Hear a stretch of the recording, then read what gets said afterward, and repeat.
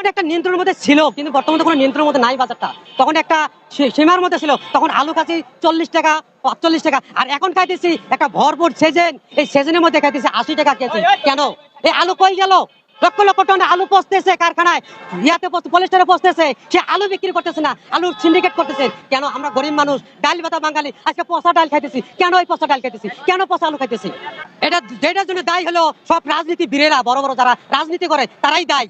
কোন রাজনীতিবিদ বলে না, বিএনপি বলে না, আওয়ামী লীগ বলে না, জাতীয় পার্টি বলে না, জামাত বলে না, কোনো রাজনীতিবিদ বলে না যে দ্রব্যমূল্যের দাম দেয় একটু কমান। তাদের কথা ভাবেন। তারা বলছে, আওয়ামী লীগ বলতেছে যে আমরা তো আছি, ক্ষমতাশালী ছিলাম, আবার থাকবো। বিএনপি বলতেছে আমরা তো এবার ক্ষমতায় গেছি গা। জামাত বলতেছে এবার আমাদের ছাড়া কোনো উপায় নাই।